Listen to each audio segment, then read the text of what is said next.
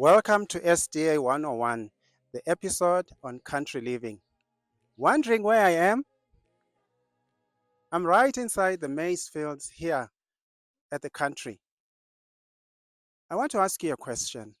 Have you wondered to yourself or asked yourself a question that you want to wake up to tranquility? When you wake up in the morning, you hear birds singing instead of the buzz and the noise of traffic? Do you want to see a starry sky at night and enjoy nature, breathe fresh air? That is what God wants us to be at, to live in a garden. Isaiah 32 verse 18 says, "And my people shall dwell in peaceable habitations, in sure dwellings, and in quiet, restful places." This is what God created us for. So today we are going to look at two families, one that has been in the country for close to 20 years, and another that just began a few years back, and that is our family. And we are going to explore the challenges of country living. Yes, it comes with its challenges, but there are ways to navigate around them. The advantages, as we'll see, are way more than the challenges. Country living is not just about where you live, but about how you live. So we are going to look at the skills that you're going to develop when you do country living, the intentionality of living the country lifestyle. So I want to invite you to sit back, relax, and watch the episode Country Living.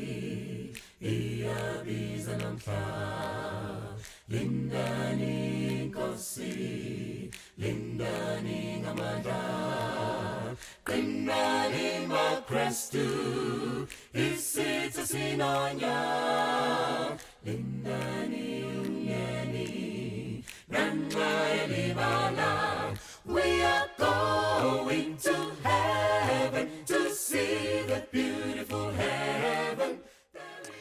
Well, I think I'd like to start when I was about 5 years old, and I went to a series by Len Robertson, probably one of the greatest missionaries to Africa in our modern day. And if you've never heard his talks, absolutely inspiring. And I remember he came to Helderberg College Church, and I used to drag my parents to every single meeting, and I really fell in love with the Lord at the age of about 5, 6, and I remember saving up money to buy myself my own Bible, and I had a really close walk with the Lord from when I was young. My parents were conservative Christians, and we went to church. We spent a lot of time in nature as a family, but then they got divorced. And I basically said, well, look, if this religion that we're following can't keep my parents together, then what's it worth? And I went through a rebellious stage where I threw everything out. Fortunately, I was very much into surfing and windsurfing. And so I think God protected me. I didn't get into the normal things that rebellious teenagers go through. And I threw my life into sport, and my aim was to become a professional windsurfer. And so most of my time was spent in the ocean, surfing, windsurfing at every opportunity. And then I was studying business at Helderberg College, and I was in the surf, and I injured my knee. Well, I think God injured my knee. And I remember my friend was with me, and he helped me, dragged me out of the water. I was on crutches, and I couldn't do anything.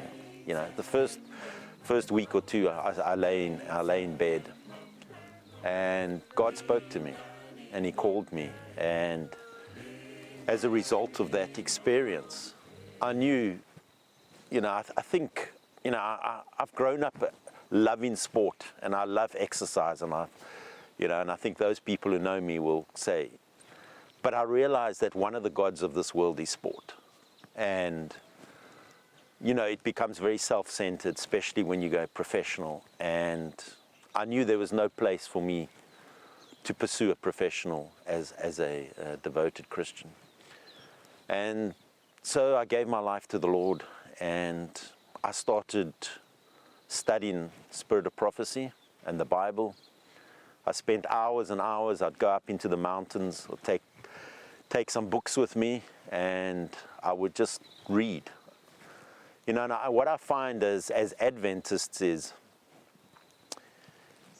most Adventists have read Great Controversy, Steps to Christ, and Desire of Ages. And these are amazing books.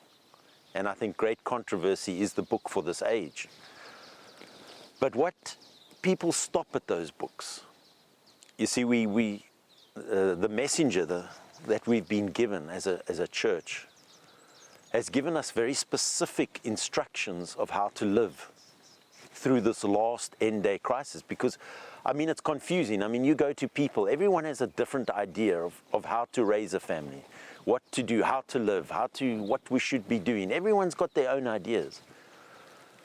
And I really want to encourage those to read the testimonies and the specific instructions of your daily life. But people stay away from those books, and Adventist Home and Country Living. And so I studied these books, and I studied the health work, and at that stage I was single, so my call was to go into the health work. And so I threw my energies and time into the health work. I worked together with Neville Mandy, helped him to start Nature's Choice, and we got Nature's Choice going, and yeah, so that was my focus. And I remember at college, my sister got married, and you know, we as Adventists believe the Lord's coming very soon. And I still remember, I was like, what are you doing married? Don't you know what Paul says, you know, don't get married, you know, there's no time to get married. And you know, and I'm like, yeah, these people are, you know, they're crazy, seriously. I mean, the Lord's coming. And then they had children. Some of my friends had children. I'm like, the Bible says don't have children, you know, woe to you who are in wedlock, you know, and have a baby. And so time went on, and so I threw my energy into the health work. And then I met my wife, Pearl. I was youth leader at St. David Church, and we had a strong youth group going there. I met Pearl, we got married, and we were going to go over to America to go and pursue places like Wildwood and UG Pines and that sort of thing. We came back down to Helderberg, and we had a honeymoon baby. Now, nothing was planned. I mean, we were totally green, we were young, we were innocent, we had no, you know, and our life changed dramatically. Suddenly we had to support a child, and in quite close succession, within about a year and a half, we had another one, and before we knew it, we had 5 children. And we had 4 boys first, and we battled. We were living on absolute poverty level. We had nothing. We started with nothing, and we really battled. I mean, at one stage we had, I think, three children in nappies, and you know what that costs. And I tell you what, and I must say it was a difficult stage in our life, because, you know, we had all these ideals of what God wants, and we were still pursuing these ideals. But my focus immediately changed, because from the years of studying in my youth, I knew there was only one way to raise a family. And you know, Adventist Home has got such clear instruction of what the Adventist home must look like. And so we pursued the ideal. You know, we said Pearl's she's gonna be at home with the children, raise the children. And I'm not condemning, I know life is very difficult, but we battled on, and so Pearl raised the children. When we looked around and we looked at the call of your children and the practical aspect of raising your children, we saw no other option but to raise the children in the country. And I realized, but we had nothing. I mean, we had no money to buy a farm. So what we did is we did rent houses in more rural an area. And so although we were still living in the city and our home was fairly rural, we had some chickens, and you know, when your children are small, you can keep them within your gates. And in those young years, you can keep them and you can control the environment. But once they start getting to teenagers and you're in the city, you're in trouble. And so then we bought a farm, we went through the process, we learned a lot. A friend helped us to lend us the money at that stage, because financing agricultural land is almost impossible.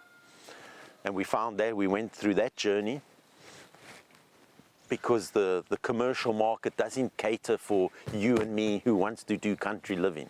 They either cater for the commercial farmer, so when you buy agricultural land, it needs to be a running concern bringing in income. If it's not that, then they tell you to go to a different department, and you go to residential, and residential says, oh no, it's zoned agricultural.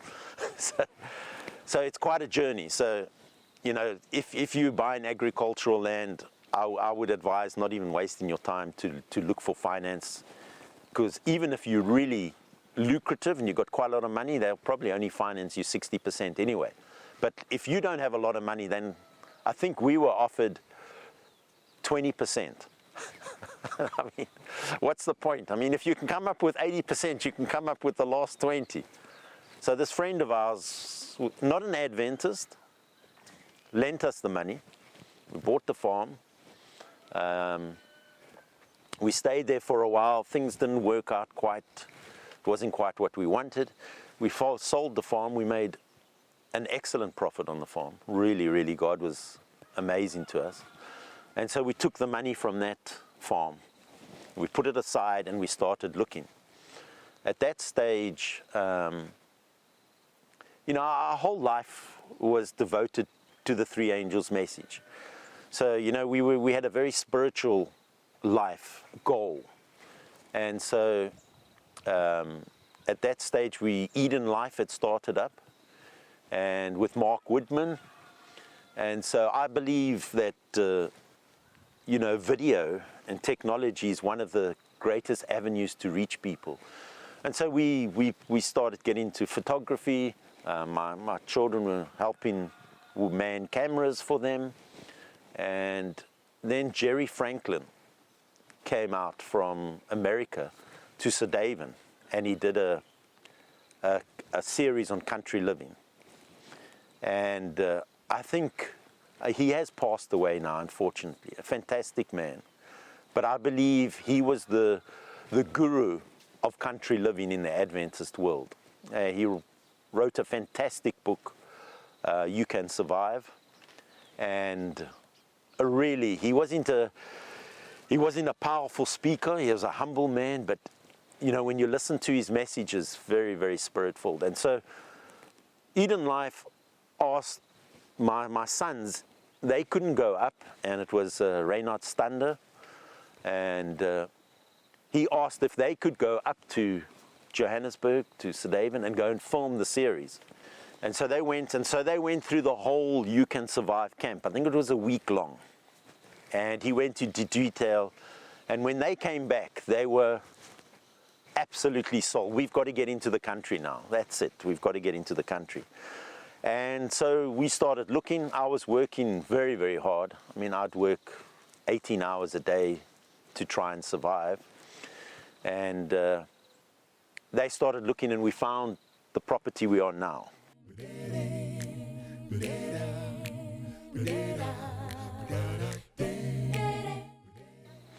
Well, I would say the very first thing you need to do is study. You need to study God's Word, read the book Adventist Home, read Country Living, and you need to be persuaded that it's the right thing to do. You need to be strong on it.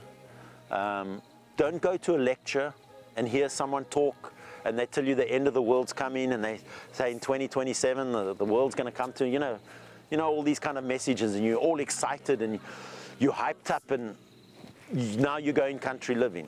We need to be grounded, because country living is going to be, I think, one of the hardest, most challenging, most rewarding experiences, but it's going to be the most challenging thing you're probably going to do in your life. And if you are not grounded in why you're doing it, you're going to become very disheartened later on. And if you're going into it for the wrong reasons, if you're going in there because you're going to become, you know, like the prepper movements and survive the end, and the world's coming into 3 years' time, then we tend to have a different mindset the way we do things. So I would say the very first step is to go and study it for yourself. Don't take someone else's word for it, but find your sources in the Word of God and Spirit of Prophecy. Make that your source. Don't go to other brothers and sisters. Go and study. Study as a family together. I mean, we have a wonderful resource of audio books. So whenever you're driving in the car, play the books. Listen to them. Listen to the Bible. Go through it. And let that conviction, that light that God, the Holy Spirit is, let it grow to something very substantial. And of course, prayer. You know, those are the two essentials, because you're going to need to refuel. You're going to need to have a full tank to make this journey. And you don't want to get disheartened along the way, because there's going to be challenges. And so being grounded and knowing why you're doing it is absolutely essential. And keep it ever in front of you, because you're going to be doing something totally different to what the world's doing. And you're going to be doing things that don't make financial sense. You know, I want to tell you now, when we eat a carrot out of our garden in the beginning years, it's the most expensive carrot you could buy. Because what it's cost you to grow that carrot, it might be 100 Rand for one carrot. And I'm not joking. Because if you take the time, your possibility of earning money, etc., and all the things around it. And so it doesn't make economical sense, because, you know, staying in the city, you cut your expenses, you know, everything. You can live very easily in the city. And so when you're doing all of this thing, it's totally contrary to, let me tell you what, once you get into it, you suddenly realize what a contrast in life it is from, you know, so I would say that's the very first step. And then get advice. You know, I think we pretty well described in Revelation 3 with the Laodicean church. We are fairly arrogant, and I include myself in it. You know, we believe we have the truth.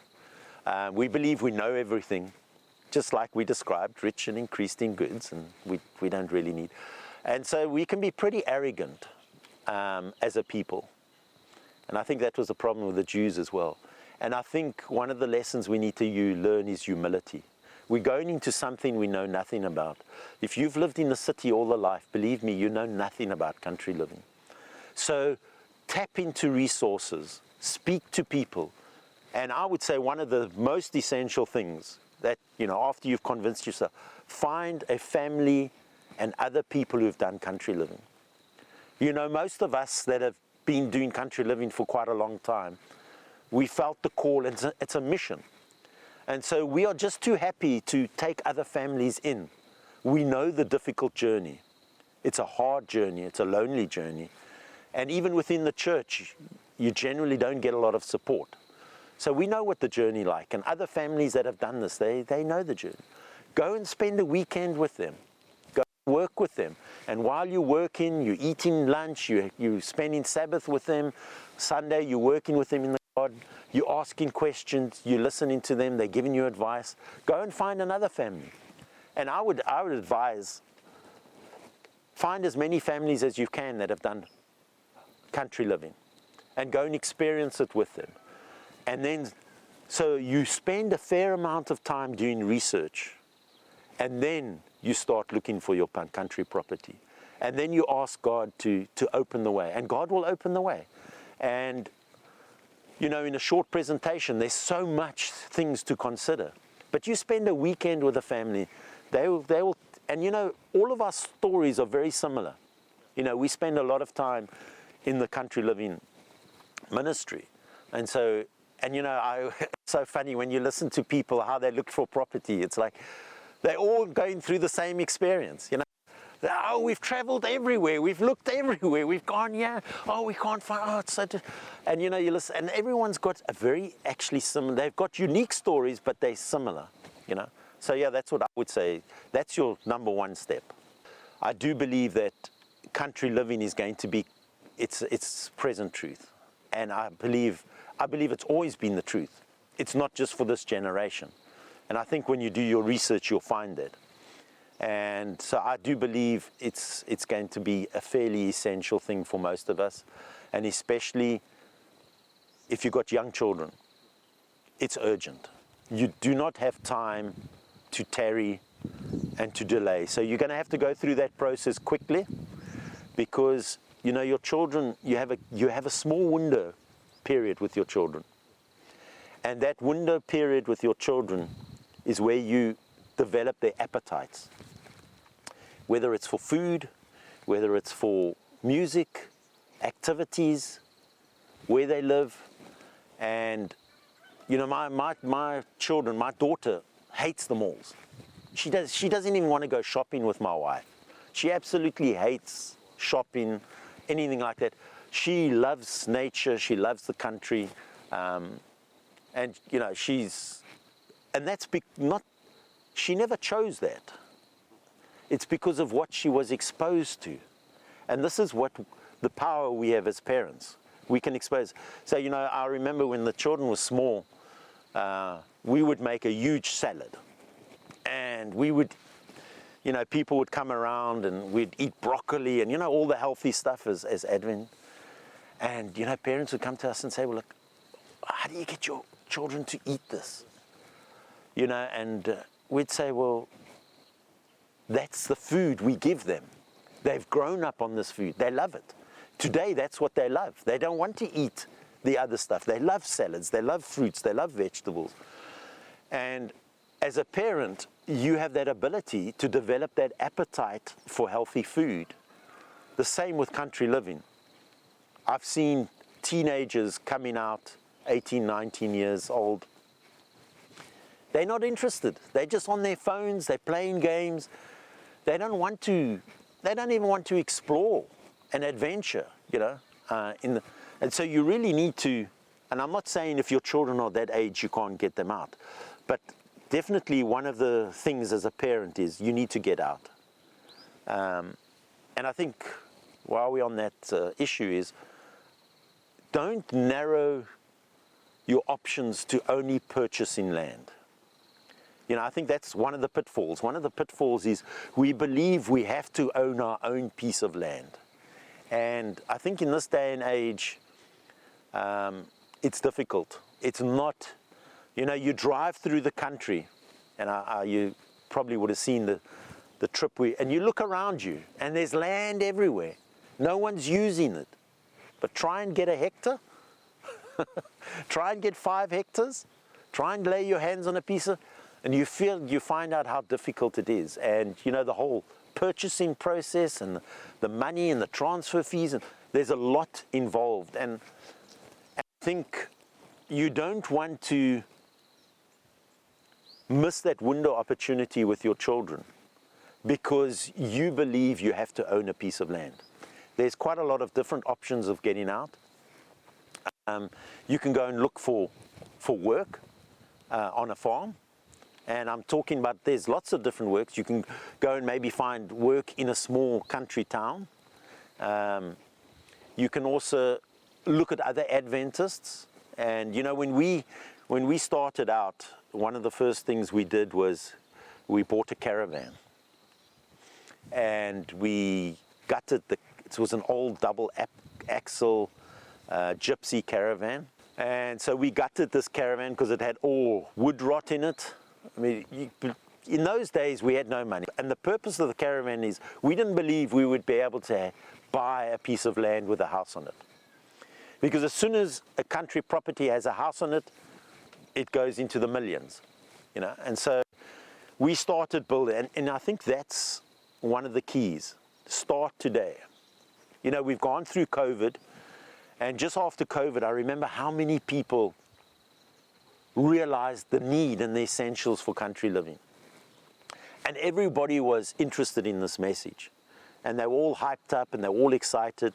But you know, we get back into the rut of life, and life's kind of started to slip back the way it was before COVID. And what, we're like 4 years, 3.5, 4 years down the line. And how many people that felt the call after that period have actually made the move? And so I think it's very critical, and I think this is a pitfall, is not to do anything today.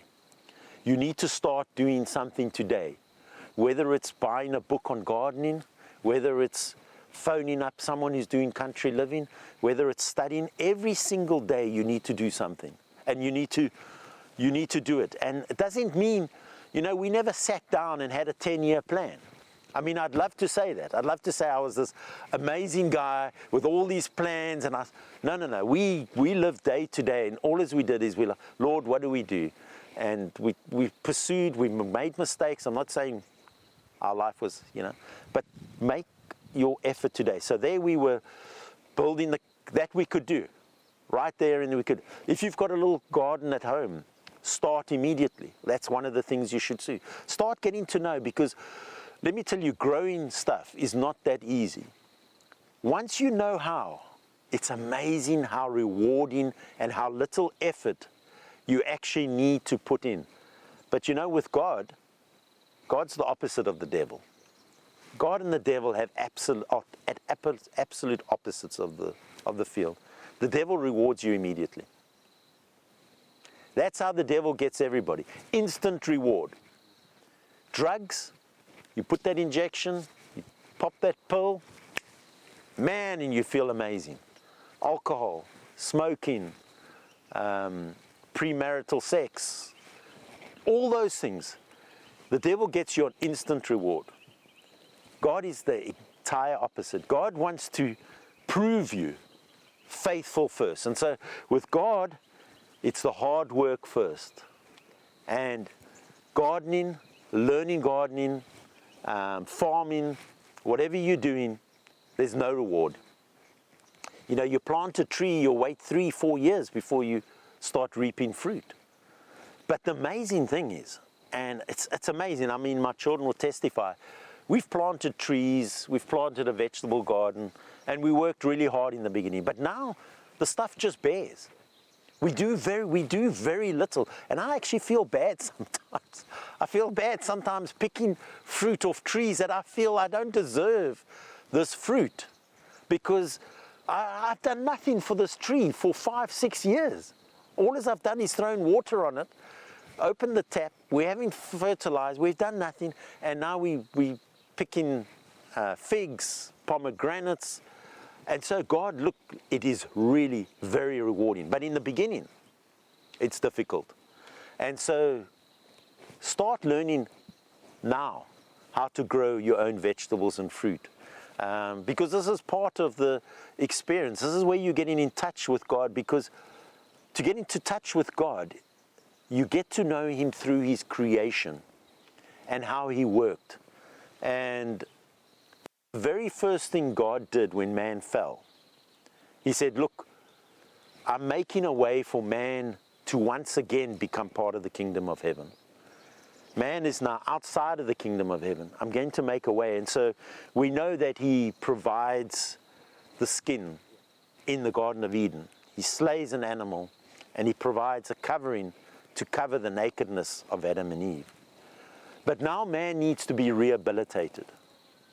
And the very first thing that God gives to man is what? Curses the ground. Because it's through hard labor, and it's the curse of the ground that is designed to rehabilitate man to a position where he can once again become part of the kingdom of heaven. And so the fact that we have to work so hard in the land, we are now working with God's tools that he has designed to rehabilitate us. And what was the sin of Sodom and Gomorrah? What does the Bible say? The fullness of bread and the abundance of idleness. And you know, this is probably one of the most important things for your children, is to keep them busy, constructively busy.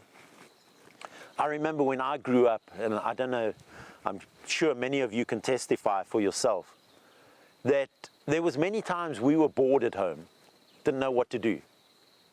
I want to tell you now, sometimes I feel sorry for my children. They've never experienced boredom a single day in their life. They don't even know what it means to be bored. Because, you know, on the farm, there's so much to do. You know, we're so busy. There's this, there's that. And you know what?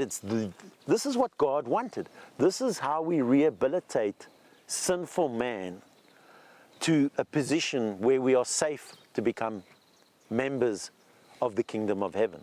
And it's through this hard work, this busyness, and being constructive. And so what do your children do? You live in an apartment. I mean, let's take the worst scenario in the city. You live in 3 stories up. You got no garden. What do your children do? They go to school, they come home. What do? There's nothing for them to do. And so they are forced to keep themselves busy with whatever's the thing of the day, technology. And we know with smartphones, you have access to every possible sin you can dream or think of is in the hand of your child. And they're going to go there.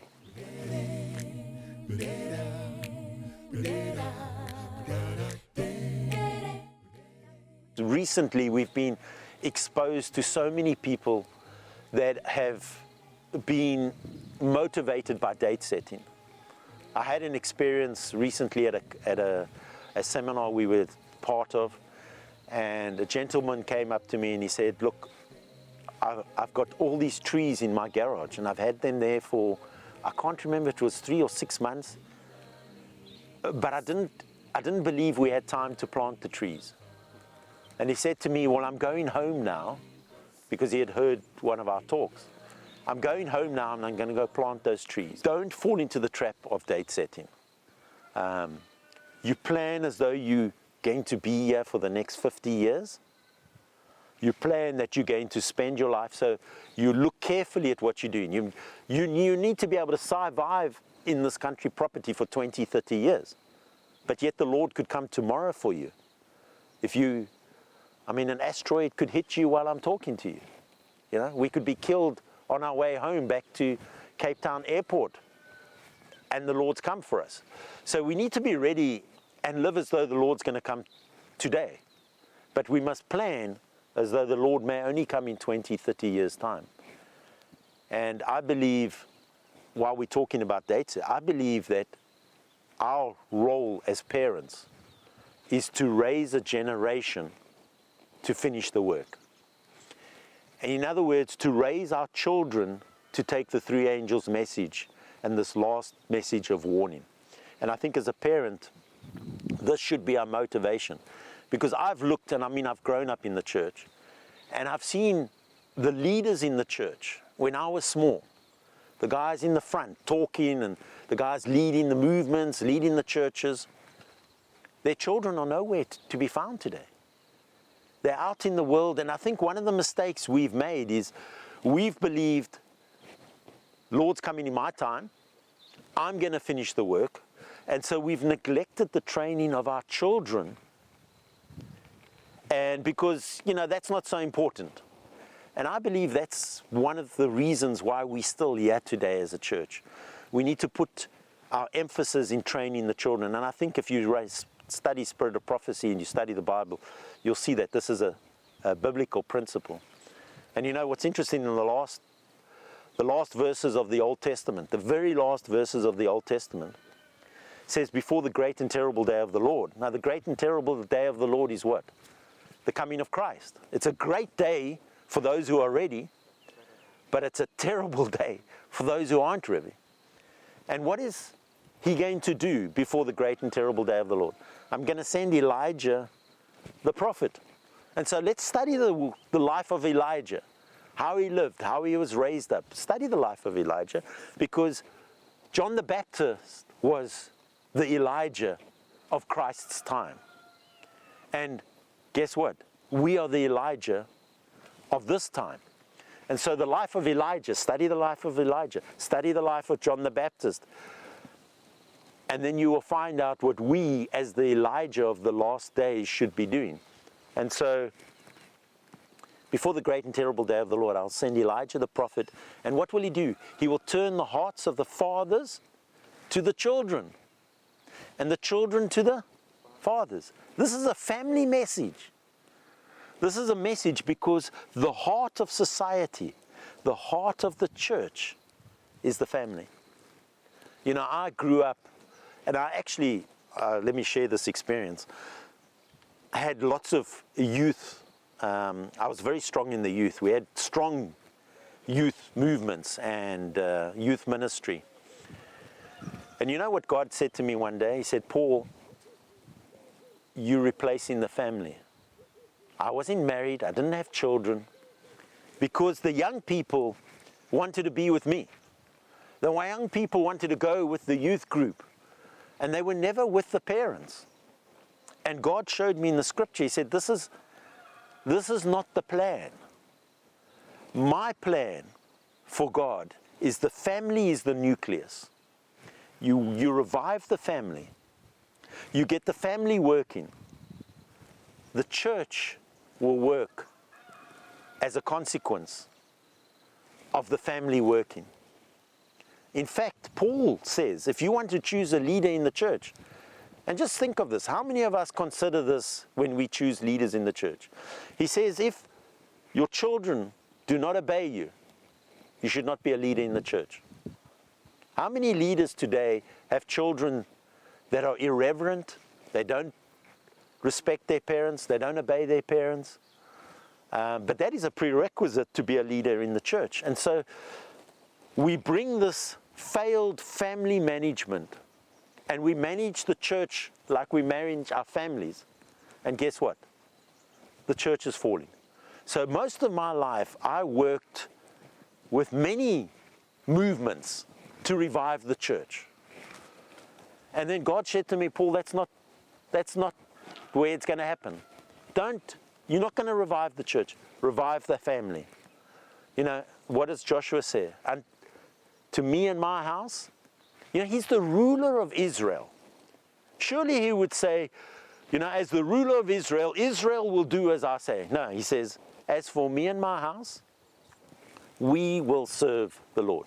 And so he realized that his sphere of influence, even as the leader of Israel, was his home. And I think country living and family are so integrated into each other, because society is designed to remove the child from the parent. And I think when you speak with Pearl as well, with my wife,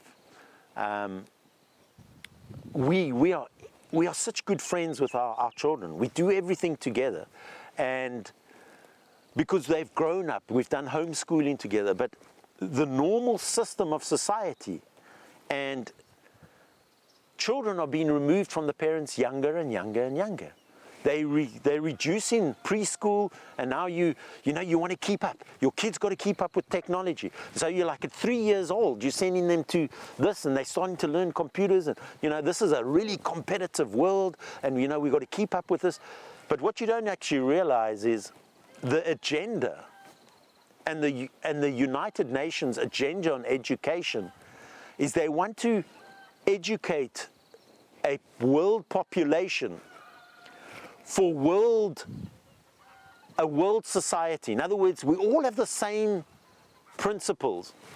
And in their agenda, they actually state that we need to remove children from the negative influence of their parents.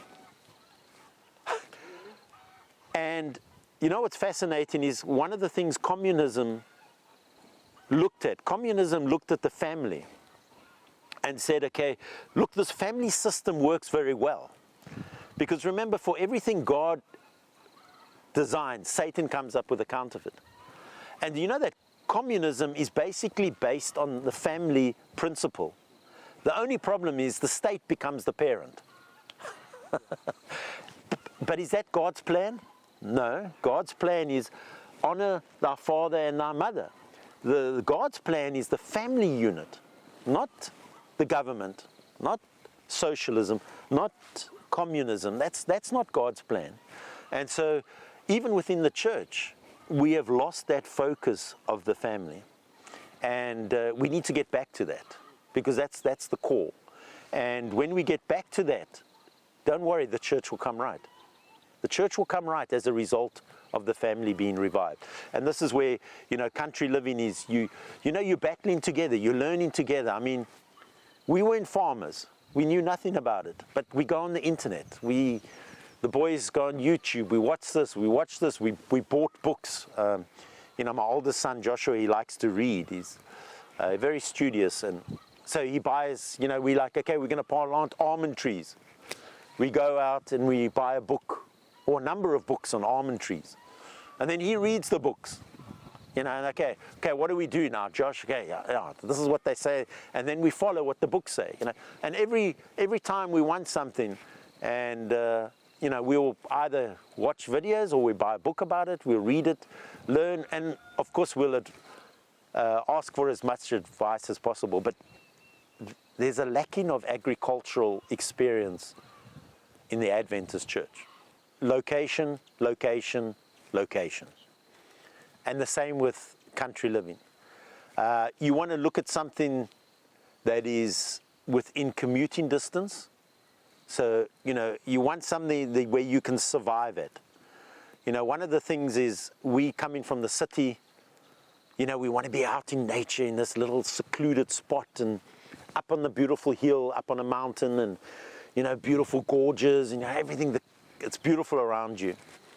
But it might take you very long to get to that property. And that drive that for you now is just amazing. The scenery and all this but you do that every day. You do it twice a day. And suddenly that bad road, that difficult access, what was beautiful before becomes. So be careful that you don't get to something that's not accessible. Something that you can operate, remember, on a long-term period. So make sure your property is accessible. Get advice because buying a property is complex. We can't cover all the aspects, but you don't want to be close to a location, because first of all, it's totally unsafe. You're going to be robbed. Anything you leave out there is just going to disappear. So you want to make sure you're not close to a location. You want to be far enough out, but not too far. And so you've got to find, you know, each one of us has as an individual. There's no one property fits all. And, you know, you want to look at good water. You know, one of the things is you must make sure your water is good. Look at your soil. If you're buying up on a hill, up on a mountain, generally the soils aren't very good. Your soils are generally much better down at the lower parts, near the rivers, you know. That's where your sediments have settled. You're going to get your deeper soil. Another pitfall is when you buy your property, and I've seen this, and I've experienced it myself with my parents in our first property we bought. As a city goer, a view is very important to you.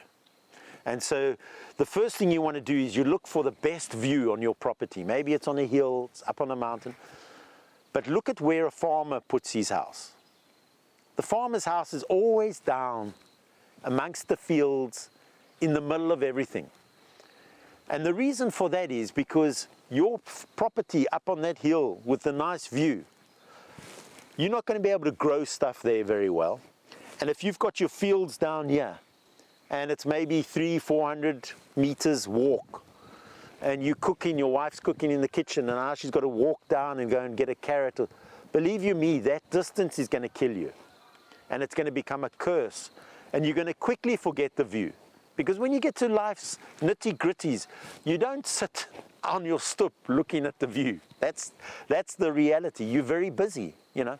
So position your house in the center of everything, your workshop, your farming, all of that around you, so that you have quick and easy access to it. Yeah, that's definitely a must, and that's where you'd learn from the farmers.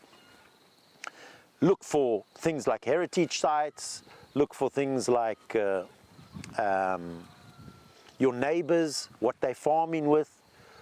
You know, you don't want to be a neighbor to a pig farmer, for example. And when the wind blows that certain way, you smell that smell. So you've got to look at that. And one thing I've taught, and we didn't do this, but people have given advice for this, and I think it's excellent, is go and find out from the neighbors. So if you're interested in this property, go and knock on a farmer's neighbor, you know, be very open with them. You know, farmers can sometimes be a little bit, what are you doing on my land? That sort of thing. So, you know, just approach them in the correct way. But ask them, what do you think of this property next door to you? Because the neighbors will very quickly, oh, that guy, his water's terrible. Oh no, he's got no water. Yeah, obviously you need to keep in mind that maybe that guy wants to buy the property. So, you know, you've got to be wise, but you can speak to the neighbors around, find out, and look what's growing in the area. So when you drive through a place, look at the shrubs and the bush, you know, and I must say, I can generally drive around and I can tell you to a fair extent, these guys are getting about 250 mils a year. Oh, that guy, he must be getting about 350, that's 400, that's 500. That guy's getting, you know, excess just by looking at the plant life around you. So be aware of that. Look at what people are growing in the area, because then that's generally what you can grow. But don't be restricted to that, because, you know, most farmers today are very much they eat vleis and aardappels, you know.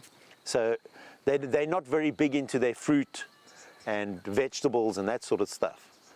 You know, they've got their product that they farm, they make their money with. So, I mean, we've planted a variety of stuff that no one grows in this area. And, you know, like, for example, we've got marula trees. And we get an abundance of harvests of marulas. No one's ever heard of marulas in the Western Cape, let alone in the Karoo. You know, and we've got baobabs growing, and we've got trees that, so, you know, experiment. And I would say, as soon as you move, as soon as you get your property, put your trees in the ground. You know that verse in Proverbs that says, first prepare your fields without, and then your house. You know, take that advice. Don't put all your money into your house. Let me tell you what the experience of country living is not in the house. The city is about the house. That's because you spend all your time there. Fancy adornments, fancy furnishings. Forget that. Put your time, put your energy, planting your trees, because you're going to get busy. And, you know, I've got one friend, he hates waiting. He always tells me he's so impatient. And, I can't plant this tree. And I say, just plant the tree, plant it, because, you know, you get busy in life. And I mean, you and I know, before you know it, 5 years is gone. And, you know, you'll see the trees that have grown. Put those trees in, get them growing. You can forget about them. You can go on, and before you know it, you have this, you know, you want to make the property beautiful. You want to make it attractive to your children, even your grandchildren. You may be preparing a property for your grandchildren. You know, we don't know. We don't know what God's intention is. And so we need to keep all of these in mind. I do believe that as we go into these last days, I do believe we need to become like the Church of Acts. And I do believe we're going to need to learn to stand together to make it. We're not going to make it on our own. And this is one of the experiences in country living. We're going to find that we need to really come together as a community. But until we all at that mature Christian state, I would say avoid partnerships. I don't say we can't come together, and we have attempted to get people to come with us on many occasions. It hasn't worked out, and I think some of them were, and I think God blessed us, because long term, when you get too involved and too financially tied up with people, it becomes very difficult to go your separate ways, and becomes very nasty and very ugly. So don't think because your brother is enthusiastic and he's a good deacon and he's a good elder in the church and you're a good elder in the church, everything's going to work hunky-dory. Satan is going to try and destroy partnerships in God's church. So you need to be preemptive. You need to take it on. And the world has contracts when they go in very tightly. And I believe that our contracts, if we do go into partnership, should be even tighter than the world, because Satan doesn't try and destroy the world's partnerships. He doesn't need to. But he needs to destroy the church's partnerships. And so he's going to work way harder to destroy your partnership than a partnership between two people that are not proclaiming the three angels' message. His focus is to prevent the church from doing its work. So when it comes to you going onto someone else's property, don't invest fixed property on their property. That would be my advice. So, and I would say, and I really believe one of the solutions to country living is like we started off with a caravan. Put a caravan, in fact, we put the caravan in the shed, and we lived in the caravan for about 2 years. 2 to 4 years. We lived in the caravan for 4 years while we fixed up. There was no running water on the farm, etc. But we had this. So you could move onto someone else's property with your caravan, and when the caravan gets too small, you could buy another caravan. You can buy second-hand caravans quite cheap, and so you could have it modular, but you haven't invested, and something doesn't work out with that brother. Okay, so you've lost maybe your vegetable garden, you've lost a little bit of irrigation you've put up there, but let me tell you what, all of those experiences are invaluable. Because what you've learned at that maybe 3 or 4 years you've been on that brother's property is going to be so valuable when you move to your next place. So if something goes wrong, you can just get up and you can leave, because there's many stories where people have invested, built houses, and I believe we as Adventists need to do unto others as we would have them do unto us. So if you as a property owner, if you're an Adventist, and I've had many Adventists say, I've got property, it's there for people to come to. Look out for the interest of the guy who's coming to you. I want to make sure that I don't disadvantage you financially. You come into my property, I want to help you, but I don't want to help you build a house for me and my children. You know what I'm saying? So look out for their interests, and you as the property owner, make sure that their interests are looked after. And you as the person moving onto the property, make sure that you're not so tied on that property that when you leave, you're going to spend the next 10 years of your life trying to tell everyone how bad that other brother is. And he's going to tell you how bad you were. And this is because this is the nature of how these things fall apart. So partnerships, be very, very cautious. Country living is not a call to become a farmer. Country living is a call to get close to God through nature and to come separate from the world, to be taken away from the temptations and the influence of the world, and so that's the primary focus. Don't try and start farming when you know nothing about it. It's like if you're an accountant and you suddenly decide, well, I want to be a plumber. You don't go and rent a shop, advertise a plumber, and now think you're going to go and make money as a plumber. You're going to fail. it's the same with farming, but farming is even more difficult than becoming a plumber. I believe farming is one of the most challenging industries in which to make a living. Remember, this world is still run by the devil. The devil is in charge of this world. This world hasn't been conditioned for you and I to get close to God. The devil doesn't want us in the country. He wants us in the cities. He wants to huddle us into the cities where we can be controlled and easily influenced. And so the whole system of this world is not designed, it's to make it difficult to live in the country. Satan has very intricately structured and influenced society to get us out of the rural country setting into the cities.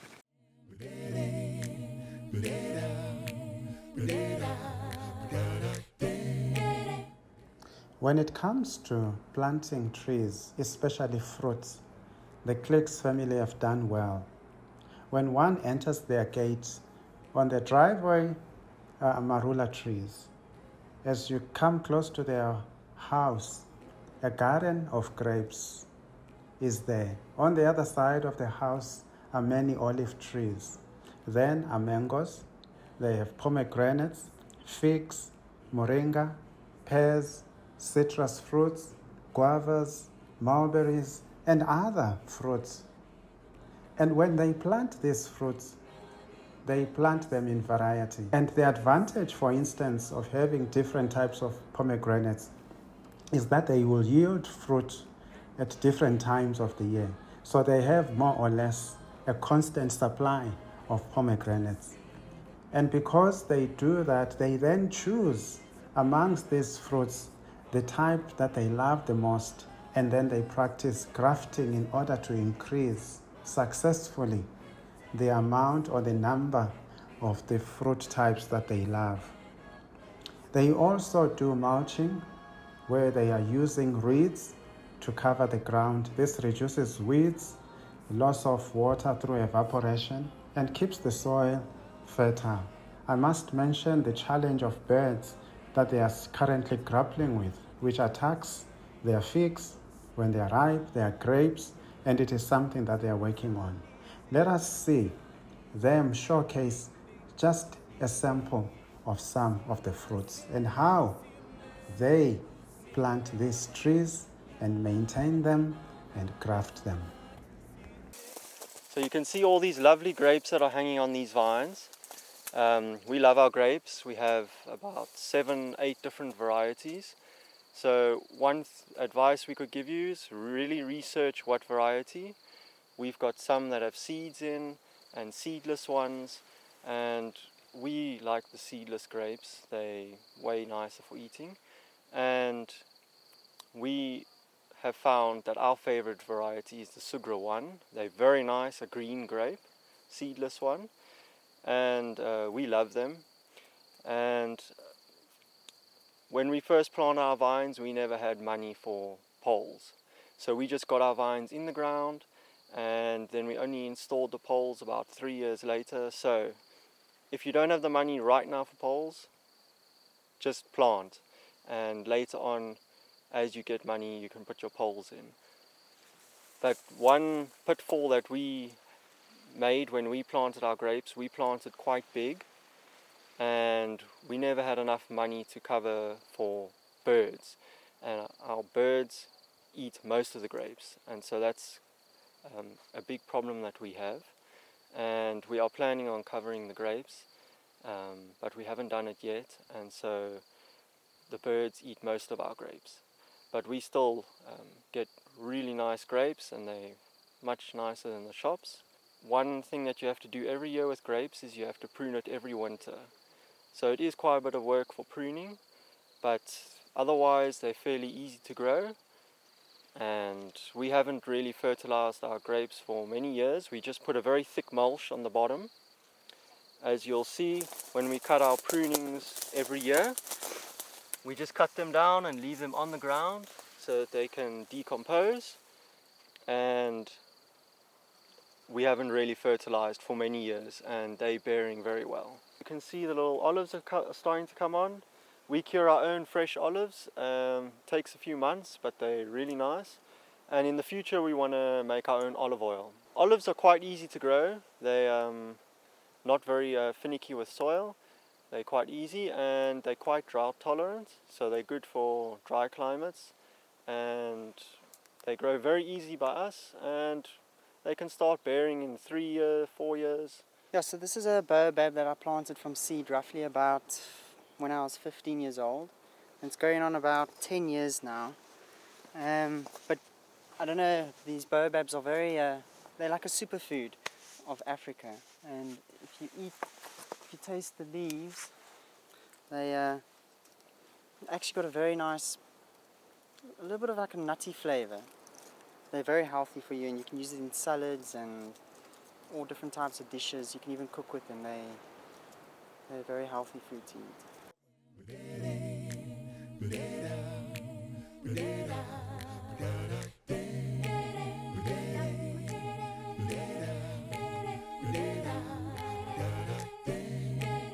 As you can see, this is some of our mango. This is a mango tree. So what we actually did with this mango tree, we planted a few pips in the ground, and we planted about 5, 6, and then we let them come up. We planted the saber mango, which is the mango they use as a rootstock.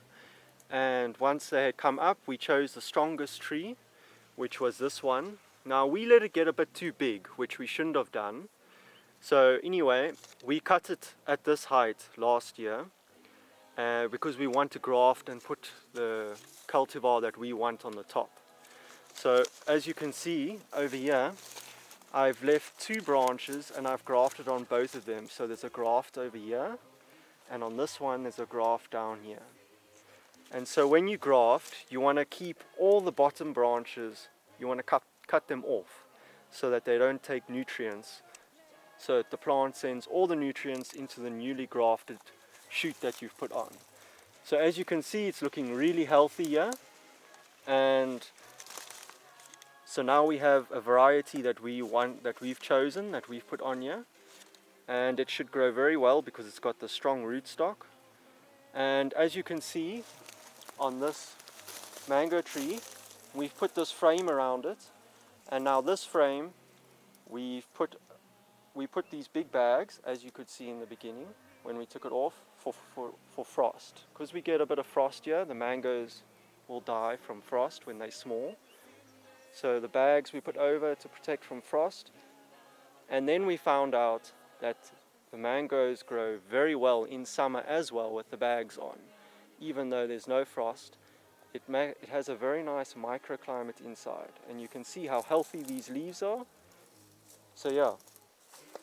And another thing you can see down here, there's no weeds because we've got a very thick mulch. And you can see the soil, it's nice and black, and there's even roots right at the top here in this like really nice composted soil. So that's one thing we really love doing, is putting thick mulches like we have here. Keeps the weeds down, and it also fertilizes the plant naturally. So the advantage of grafting is you can have a good strong rootstock on the bottom, because quite often your top cultivar that you want doesn't have a very strong root system and is susceptible to certain diseases and is not as strong growing as, like, say, this rootstock. So the farmers will choose this rootstock because it's very strong and resistant to diseases. And we want to graft it because this mango that we have here, which I think this one is a Heidi mango, it's one of our favorite cultivars. It's a very nice mango, and if you don't have that graft, you might land up with a mango that might be nice, but when you graft it, you know the cultivar that you're getting. So this is one of my favorite, like, fruit or vegetable sort of thing. It's sort of like a mix between a melon and a cucumber. It's called a pepino, and it's quite a funny plant. You just like take like a stick of it and stick it in the ground, and it grows. Yeah.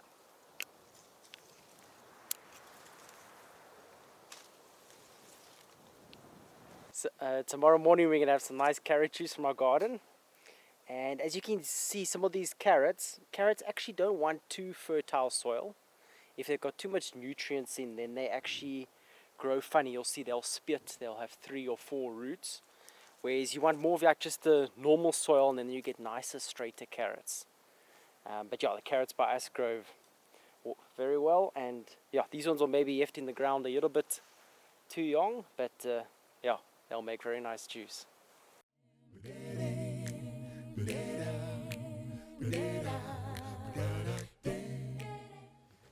In 2023, our family embarked on a journey inspired by the challenges of the COVID-19 pandemic. We were in the city when COVID hit, and it made us reflect deeply on how we were living. Through much prayer, studying the Bible, and reading the spirit of prophecy, we felt God calling us to a simpler, healthier life in the countryside. One of the greatest blessings has been growing our own food. In just over a year that we have been in the country, we have been learning how to prepare seeds from different crops, from fruits that we buy from the shops. Here is an example of green and red pepper. So this is our bed of pepper, both green and red pepper. As you can see, our long green nice pepper, and some red one here. We've harvested quite a lot. They were much bigger than this, so this is like at the tail end of their cycle.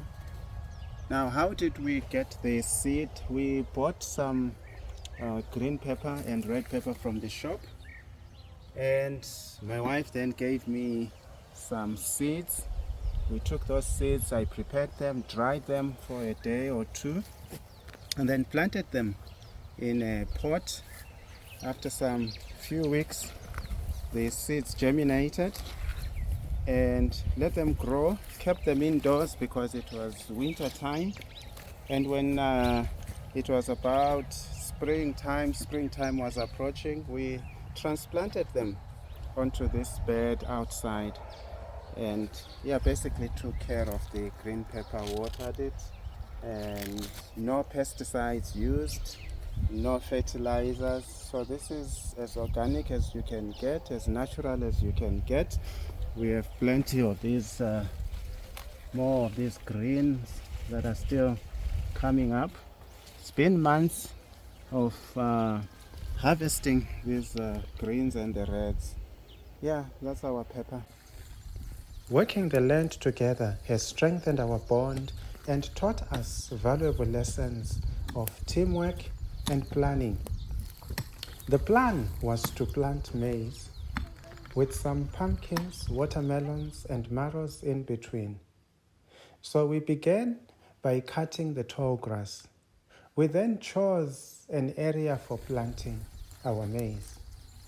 In that area, we removed the weeds and the grass, while others were digging out the rocks from the ground in order not to hamper the growth of our seeds.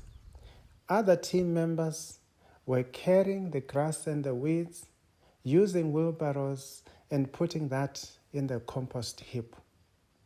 Once we were finished preparing the land, we then planted our seeds.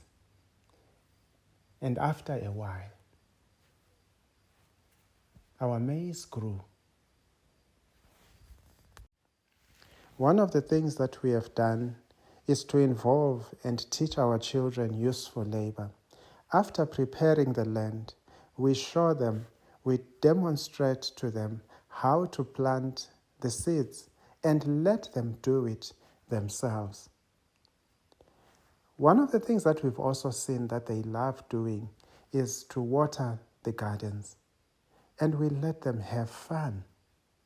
We've also shown them mulching, and we use grass to cover the ground so that the soil can remain fertile and evaporation can be reduced. I'll just take you through a few of the produce that the Lord has blessed us with over the past months. We love this kale, and it has done very well. There is also this other type of kale that we have planted. It is much greener and much richer.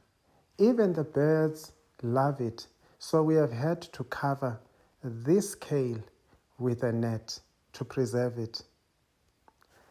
The Lord has blessed us with pumpkins, watermelons, onions, plenty of them, cucumbers, cayenne pepper, basil, wild rocket, tomatoes, and we've even harvested with friends that came visiting. Seeing our labor bear fruit is a reminder of God's faithfulness. This lifestyle has taught us gratitude, contentment, and the joy of simple living.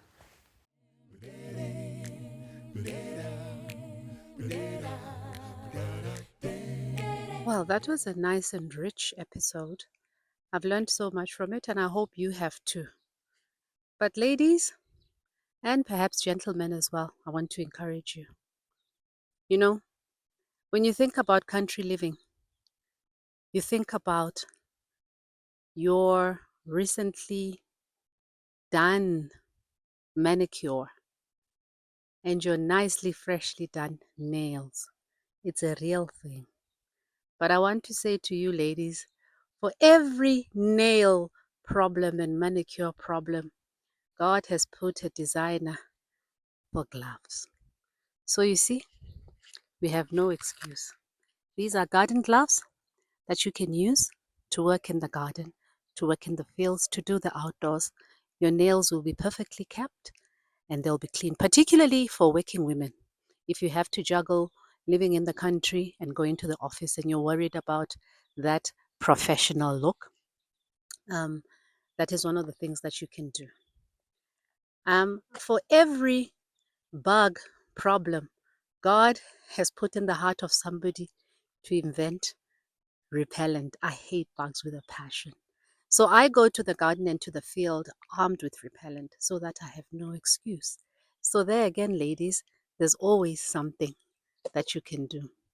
And again, for every bug or fume, or if you don't like the smell of manure, you'll get used to it.